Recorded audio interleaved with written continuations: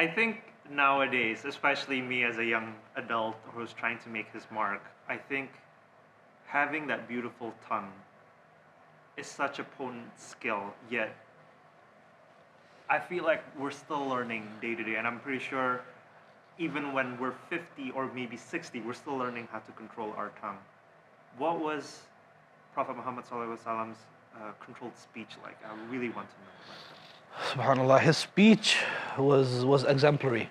It was something that, there are so many different angles we could look at as to why it was so perfect, right? One of them, as it is known, that he was Jawami al-Kalim, which means he would have very concise speech but with immense meanings. He would just speak a few words and there would be oceans and oceans of meanings and knowledge and implications behind them. And we see that today. You will see sometimes in one hadith, there's a whole volume published about the commentary that we have been able to, the scholars till today have been able to understand. Right? We don't even know how much more there is behind the speech of Nabi sallallahu alaihi wasallam. And that's in terms of the quantity, right? He would speak very less. And in one hadith he says, "Man kana yu'minu billahi wal yawmil akhir, falyaqul khayran aw liyasmut." If you believe in Allah and the Day of Judgment, say something good or remain quiet. Right? And he would practice this himself. You would never see him utter something that would hurt someone, that would put someone down, that would push someone away, that would make them feel less. Right? Even though he is, and he has stated this, right? And he said, I'm not saying it out of pride, but he is the best of the creation of Allah. Right? And he still speaks with people that way, and he helps them, and he comes down to their level. It all fuels from his genuine love for the people, right? And his speech would be limited. Would you look at his khutbahs that we have? They're all extremely short. He would never give long speeches, right? Very rarely. Right? Once he started speaking after Fajr, he went up until Asr and Maghrib. But it was usually short messages with very deep meanings behind them. And in his interactions with people, in his speech, there would be nothing but kindness. Like we said, he never said something which hurt someone, which stuck with them. And after some time, this person said this to me. He did this to me. They never had the chance to do that, because he would never speak to them that way. And he would encourage the Sahaba.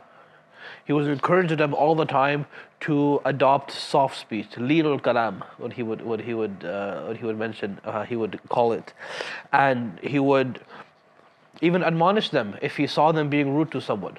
Many times a Bedouin, someone would come up to Nabi Sallallahu Alaihi Wasallam and say something in a rude manner. Umar anhu, he was Umar. He would get he would get upset. He would start to, about to do something to the person. Nabi says, Umar, stop, wait, we could deal with this a different way.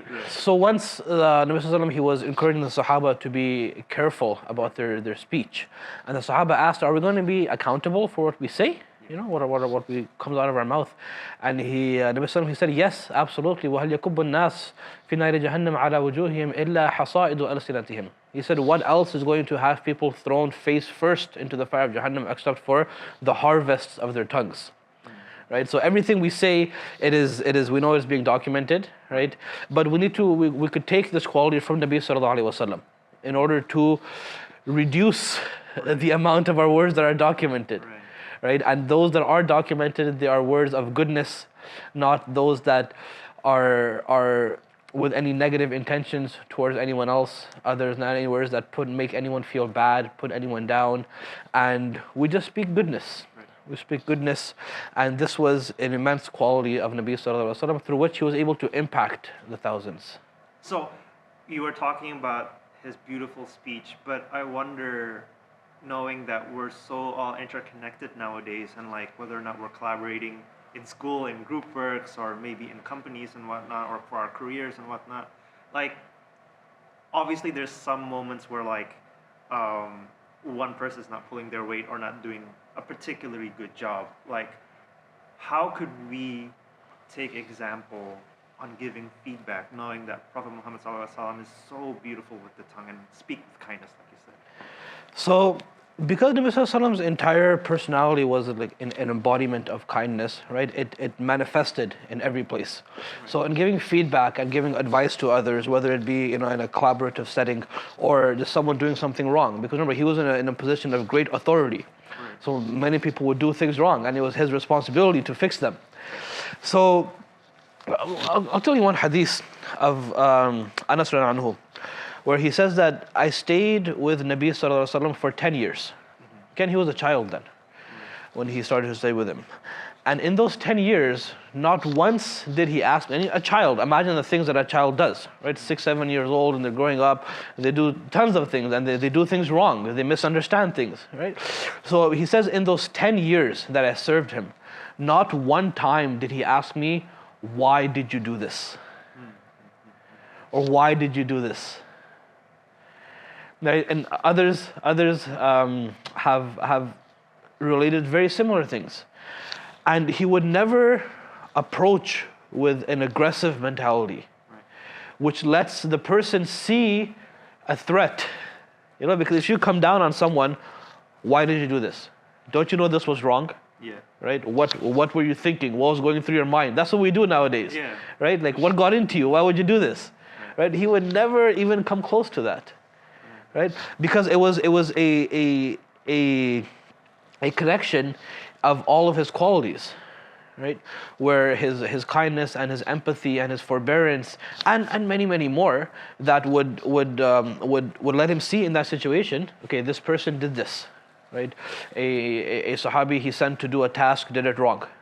Okay, for example, once Khalid ibn al-Walid anhu was sent out in an expedition, he was instructed not to engage in any battle. Okay, but Khalid ibn al-Walid misunderstood what the other opponents were saying, their words. Saba'na, it had multiple meanings, and he ended up killing all of them. So when he came back to Muslim, he was very upset. Right? But he would not admonish them in that case. Like, why did you do that? Don't you know what I told you and you still did this? Right? He just made dua, oh Allah, I am free from what Khalid did. Right? So, because he understood the mentality, he understood what people are experiencing, right?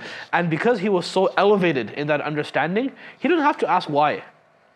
Right? Because he was so engaged with the people, and he was already dealing with them so much on a day-to-day basis. He understood their mind frame and why they were doing the things they would do. So when something wrong would happen, he would simply identify, okay, it would be better if you did it this way. Next time, let's do this. Right? And no Sahabi, you could look through the books of hadith, no Sahabi, you won't find a single case where he put them down because they did something wrong or something that we do all the time nowadays, unfortunately. So it's something that we could learn immensely from Nabi Sallallahu Alaihi Wasallam and all of his interactions, right? And you could look at every type of interaction that he had with different types of people, and you will find different qualities of his being shown there, being practiced. I especially relate to the fact that we shouldn't talk down on people, especially for me personally, sometimes we do that to our siblings or to our coworkers or even to our parents sometimes. And that's something that we... Yeah, it's something that he defined back then. لا فضل لعربي على عجمي ولا أعجمي على عربي ولا لأحمر على أسود ولا لأسود على أحمر. Basically, no one, based off of any traits of theirs, gets superiority over someone else. Right? And it stems from that idea that when you do look down on someone, it's because you think in a way you are better than them. Right? I mean, maybe your understanding of that point is better than theirs. Right, so you're putting them down in that, right? But that would never be the practice of Nabi Sallallahu Alaihi Wasallam, because he was there to help them grow, right? And he understood where they were at, and he was able to take them individually in many cases and help them grow that way. So that's something that we can, really. That's something we really need in our lives today. Not that we could just take and benefit from it. We need it. Society is a mess, and we need these qualities in everyone, so we can live peacefully together, inshallah.